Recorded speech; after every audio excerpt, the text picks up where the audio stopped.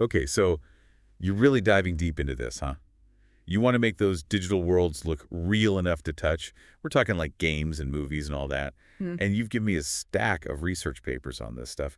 Physically based, shading, advanced lighting techniques. Yeah.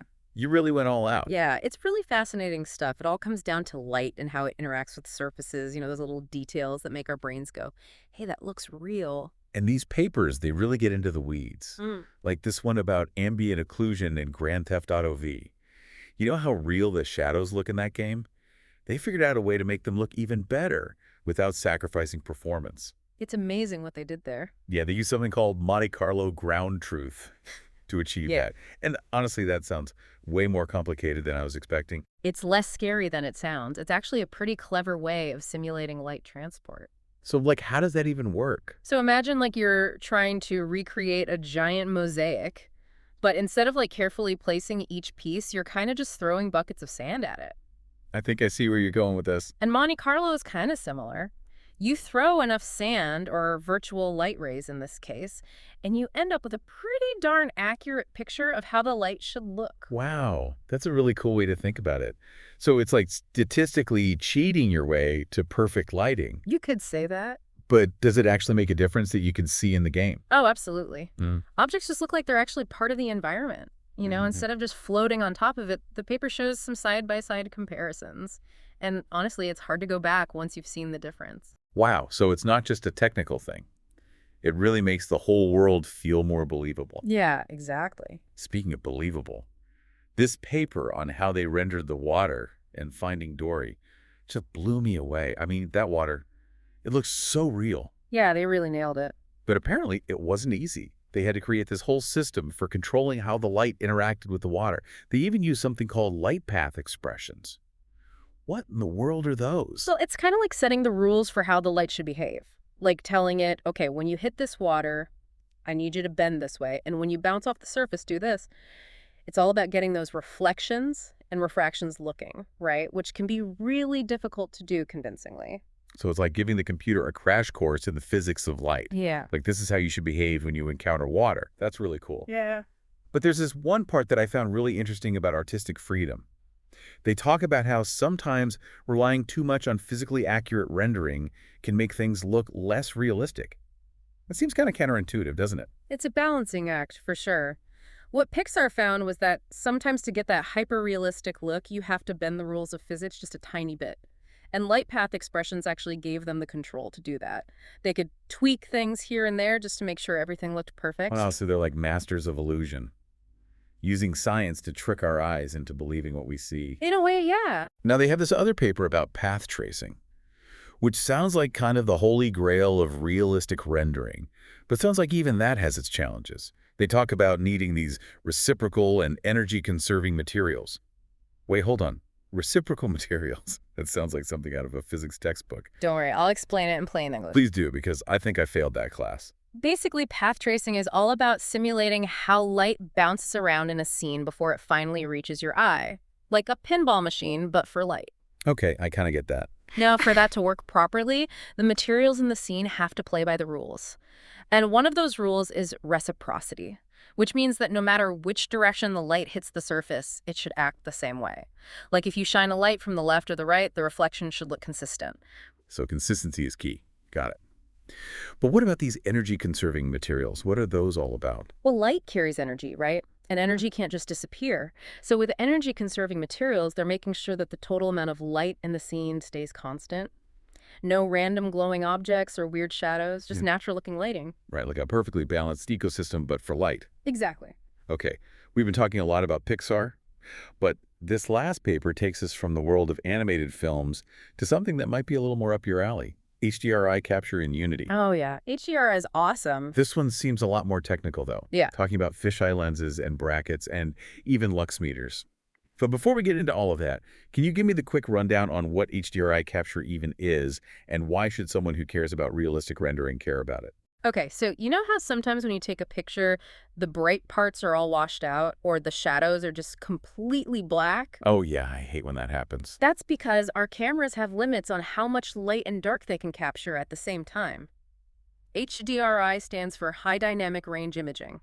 And it's all about capturing the full range of light, from the absolute brightest to the absolute darkest, and keeping all of those details. So you're basically saying it's like capturing the whole spectrum of light, not just a sliver. Exactly. HDRI lets you capture all of that detail that would normally be lost. That's amazing. Yeah. But how does it actually work?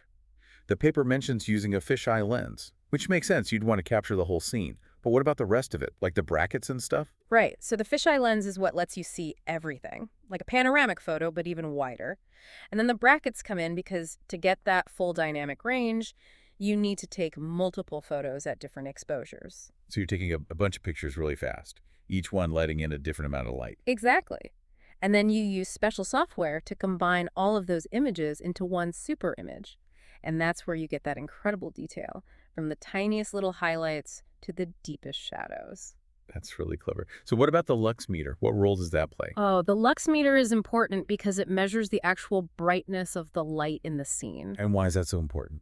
Because it lets you make sure that the digital lighting in your scene matches the real world as closely as possible. Ah, so it's like you're calibrating the virtual sun. Exactly. Yeah. You got it. So you're telling me that with the right equipment and some know-how, I could go out and capture my own HDRI and then use that to light my own digital creations. Exactly. That's the beauty of it. It's becoming more and more accessible. That's amazing.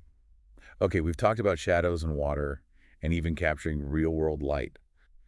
But one thing that keeps coming up is how some of these techniques have limitations, like microfacet theory, which is used to simulate how light bounces off surfaces. Why isn't that the be-all and end-all for realistic surfaces? What's the catch? Well, microfacet theory has been around for a long time, and it works pretty well for a lot of cases. But it's kind of like trying to recreate a forest using only toothpicks. Okay, I think I see where you're going with this. You might be able to get the basic shape right, but you're going to miss out on all those little details that make it truly believable. That's kind of the issue with microfacet theory. It's a simplification. And sometimes it simplifies things a little too much. So it's like trying to build a sandcastle with only a bucket and a shovel.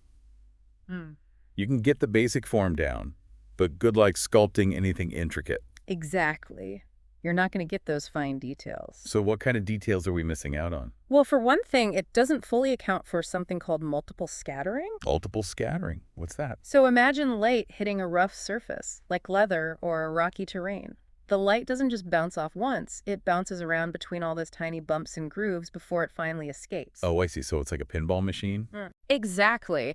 And most microfacet models only really consider that first bounce. They don't really take into account all the craziness that happens in those tiny crevices. No wonder it doesn't always look quite right.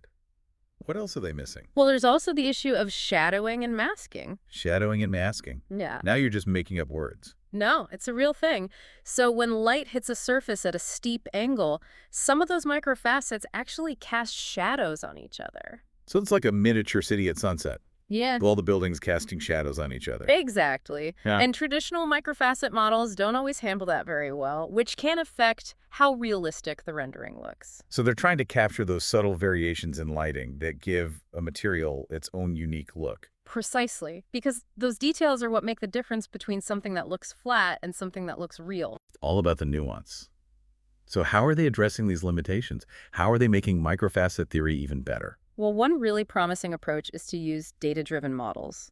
Data-driven models, what are those? So instead of relying solely on mathematical equations, researchers are turning to the real world. They're using these advanced scanning techniques to capture how light actually behaves when it interacts with different surfaces. So they're basically teaching computers how to see by showing them thousands of examples. Exactly. They're trying to bridge that gap between the way computers see and the way humans see.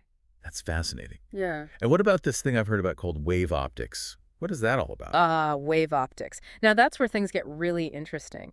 You see, traditional rendering usually relies on something called geometric optics, which basically simplifies light as rays that travel in straight lines. Okay, I think I remember that from physics class. But light doesn't always travel in straight lines, does it? I'm drawing a blank. Think about waves.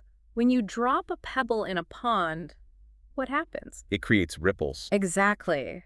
Light behaves more like those ripples than like straight lines, especially at very small scales. So it's like we're upgrading from stick figure drawings of light to these beautiful watercolor paintings. That's a great way to put it. And those wave-like properties have a huge impact on how light interacts with surfaces. So how are they incorporating that into rendering? It sounds incredibly difficult. It's not easy, that's for sure. But researchers are developing new rendering techniques that take those wave-like properties into account, and the results are pretty incredible. It's like we're finally seeing the world through the eyes of light itself. Now, we've talked a lot about surfaces, but what about other things in the virtual world? There's more to it than just rocks and trees, right? Oh, absolutely. There's hair and fabric and clouds and all sorts of complex stuff. So how do you even begin to simulate all of that? Well, that's where microflakes come in. Microflakes? First microfacets, now microflakes. Are you just making these up? I promise these are real things. Think of microflakes like the building blocks for anything that's not a perfectly smooth surface. Exactly. And the really cool thing about them is that they naturally handle that multiple scattering of light that we talked about earlier. Remember how traditional microfacet models kind of struggled with that? Yeah, because they were only simulating that first bounce. Right. Well, microflakes are different. They actually excel at capturing that soft, diffuse look you get with materials like velvet or fur, where the light seems to penetrate the surface and bounce around before coming back out. So it's like the difference between shining a flashlight on a mirror versus shining it on a fluffy rug. One gives you a really harsh reflection. The other one is much softer and more diffused. Exactly. And that's what makes microflakes so powerful for creating realistic-looking materials. This is incredible. It's like we're constantly peeling back the layers of reality and uncovering all these hidden complexities. But are we actually seeing these techniques being used in games and movies yet? Or is it all still experimental? Oh no, these techniques are definitely making their way into the mainstream. Pixar, for example, has been using these techniques for years. Yeah, their movies look incredible. And games are catching up too. We're starting to see games that use these really advanced rendering techniques to create incredibly realistic and immersive worlds. That's really exciting. It's not just about graphics anymore. It's about creating believable worlds. Exactly. And as the technology continues to improve, we're only going to see more and more of that. So what does the future hold for all of this? What are the big challenges and opportunities that you see on the horizon? That's the million-dollar question right now. It's like trying to predict the weather. There's so much potential, but also a lot of unknowns. One of the biggest challenges is going to be figuring out how to make all of this stuff run smoothly in real time. Right now, a lot of these techniques are really demanding. They take a ton of processing power and time, and that's not really ideal for something like a game where you need everything to happen instantly. Yeah, I can imagine waiting for my character's hair to render every time I move wouldn't be a very fun gaming experience. Not exactly, but the good news is that researchers are already working on that. They're developing new algorithms and even new hardware specifically designed to handle these kinds of calculations much faster. So we're talking about like quantum loops and processing power. Exactly. We're Yeah, talking about being able to do things in seconds that used to take hours. that's really exciting. But even with all of that power, isn't there still a limit to how realistic we can make things? I mean, the real world is messy and unpredictable. Can we really capture all of that in a digital space? That's the big question, isn't it? We can create something that looks like a forest, but can we recreate the feeling of the wind blowing through the leaves or the smell of the pine needles?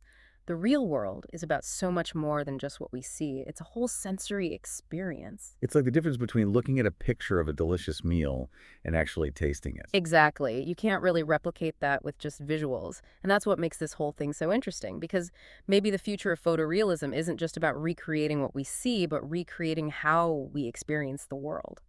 So we need to start thinking about things like touch and smell and even emotions. Exactly. It's about creating complete sensory experience. That's mind-blowing. But how do we even begin to do that? Well, for starters, we need to understand a lot more about how we perceive the world, how our brains take in all that sensory information and turn it into an experience.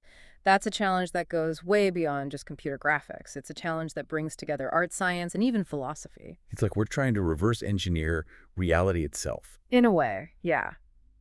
Well, this has been an incredible deep dive. We've gone from the tiniest details of shadows and reflections to the very nature of reality itself. And we've only just scratched the surface. That's right. There's still so much more to explore. But for now, I think we'll leave it there. Thank you so much for taking this deep dive with us into the fascinating world of photorealistic rendering. It's clear that this field is constantly evolving and pushing the boundaries of what's possible. Remember, it's not just about recreating reality, but about creating experiences that move us, inspire us, and challenge us. Until next time, keep exploring, keep creating, and keep asking the big questions.